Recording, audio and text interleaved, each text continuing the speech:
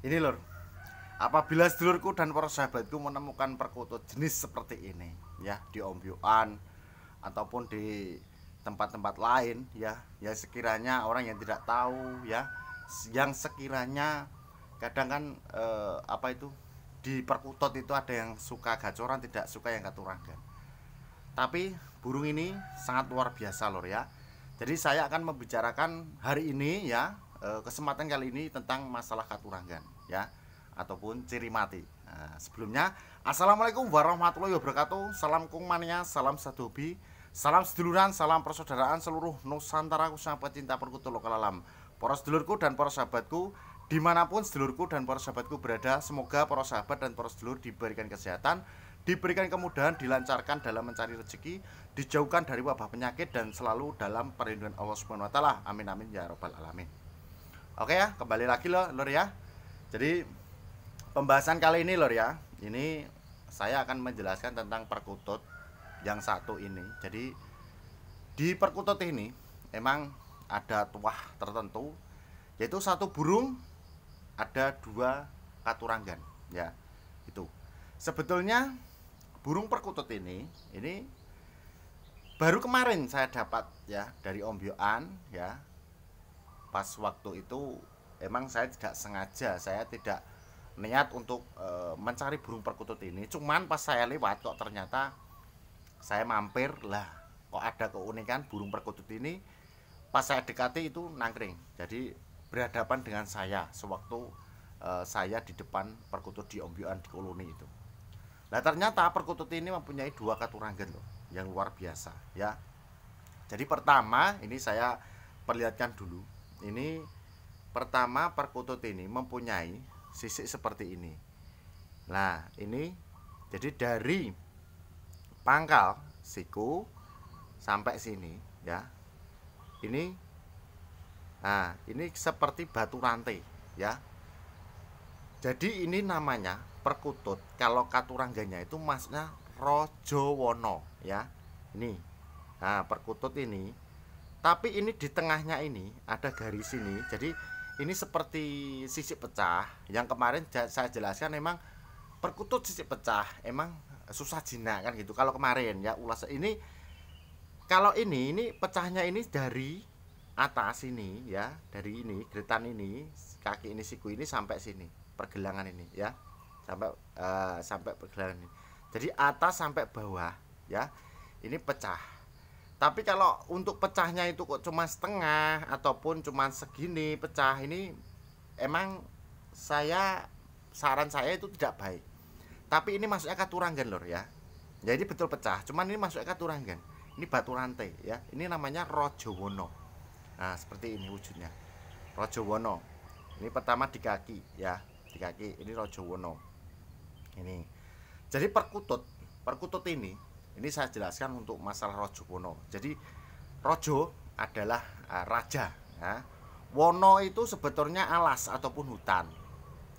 Jadi kalau digabungkan itu menjadi raja hutan. Lah raja hutan sendiri kalau toh di alas ataupun di hutan itu namanya raja singa ya. Raja singa emang tahu sendiri tahu loh. Raja singa itu kalau di hutan ataupun di alas itu sangat ditakuti sama disegani sesama hewan di sekitar situ ya. Apalagi kalau perkutut ini namanya Rajawana, berarti perkutut ini waktu di alam bebas, waktu di alam liar itu berarti disegani sama kalangan-kalangan perkutut yang lainnya ya, dihormati kan gitu. Jadi kalau perkutut ini Rajawana itu mitosnya ya, mitosnya itu emang ini saya kembali ke mitos lur ya. Mitosnya kalau toh yang memelihara ataupun yang perawatnya itu pertama itu disegani, kedua itu dihormati. Dan sekaligus ini membawa kewibawaan bagi sang pemilik. Nah, gitu ya. Jadi kalau toh mempunyai perkutut Rajawana itu yang pantas itu yang mempunyai jabatan negara ataupun jabatan apa itu seperti RT kan gitu ya, jabatan seperti bayan apa-apa itu seperti kan punya jabatan. Biar apa? Biar nanti pemimpin itu disegani dan dihormati. Dan gitu. Kalau Rajawana itu mitosnya ya, mitos itu kan kadang ada yang kebetulan, ada yang tidak kan gitu. Ada yang betul, ada yang tidak ini. Yang namanya mitos kan gitu ya. Itu. Terus kalau Rajowono sendiri kalau toh diperawat ataupun dipelihara itu waktu di rumah. Itu biasanya di dalam rumah itu, dalam keluarga kita itu selalu dilindungi dengan ini, dilindungi dari serangan-serangan goib, santet, tenun ataupun yang lainnya kan itu. Itu tuh Rajowono. Lah, keunikannya lagi lor ya, keunikannya lagi perkutut ini mempunyai caturanggen lagi, yaitu namanya pedaringan kebak. Ini bisa lihat loh, pedaringan kebak. Nah ini saya perlihatkan loh. Jadi perkutut ini satu burung dua katuranggan sekaligus pedaringan kebak. Ini lor ya, saya perlihatkan ini. Nah, pedaringan kebak. Jadi ini ya lor, pedaringan kebak ini nyambung. Yang di tengah ini nyambung, cuman transparan. Jadi sambungan lurik ini dari leher sini sampai sini sebetulnya. Nah, sampai sini loh, sampai sini. Nyambung ini, ya. Yang di tengah ini transparan. Ini sampai sini lor, sampai tembelok nyambungnya, leher sampai tembelok.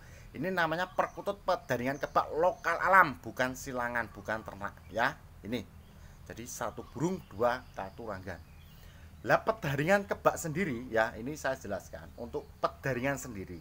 Kalau zaman dulu itu tempat beras, jadi tempat beras untuk penempatan beras itu zaman dulu untuk pedaringan. Lah kebak itu sendiri itu penuh, jadi tempat beras yang selalu penuh. Jadi ibarat kita sudah sekeluarga ya, jadi tempat beras itu selalu penuh. Itu. Lalu yang menyambung ini. Menyambung ini biar sang pemilik itu tidak terputus dalam mencari rezeki. Jadi kerezekian itu tidak selalu putus, jadi nyambung terus karena lurik nyambung. Jadi namanya pedaringan kebak. Ini nyambungnya ini sampai tembelok lor, leher sampai tembelok. Ini ya. Jadi perkutut ini emang ini tidak, sebetulnya itu tidak pemilih lor. Siapapun bisa merawatnya. Ya, tidak pemilih. Jadi siapapun bisa merawatnya dan untuk kerezekian ya. Ini sebetulnya. Karena apa? Yaitu tadi saya kembali ke pedaringan kebak. Jadi tempat beras yang selalu penuh. Terus masalah lurik nyambung, berarti kerezekiannya itu selalu nyambung. Jadi tidak pernah terputus kan gitu. Nah, itu pedaringan kebak. Itu mitosnya. Jadi mitosnya ini kembali ke mitos itu kalau toh yang memelihara perkutut pedaringan kebak itu dimudahkan mengais rezeki dan dilancarkan juga, dan selalu rezeki itu selalu selalu penuh dalam arti kalau toh kita dapat rezeki ya kita itu besok ada rezeki lagi kan, ada tempatnya juga kan, tempat beras itu tadi, dan beras selalu penuh kan gitu. Itu mitosnya kan itu. Jadi mitos itu bisa benar, bisa tidak. Tapi semua kita kembali ke keyakinan kan gitu ya. Tapi walaupun dulur-dulur dan para sahabat punya perkutut pedaringan kebak apalagi seperti ini dan Rajowono, ya tetap ini kan satu burung dua katuranggan, pedaringan kebak sama perkutut katuranggan Rajowono. Ya paling enggak itu dulur-dulur ya tetap berusaha dalam arti ya kerja. Jangan mengandalkan perkutut ini, jangan ya. Nanti kalau kita mengandalkan perkutut kok ini, itu ya namanya musyrik kan gitu ya. Tetap kita kerja, kita berusaha.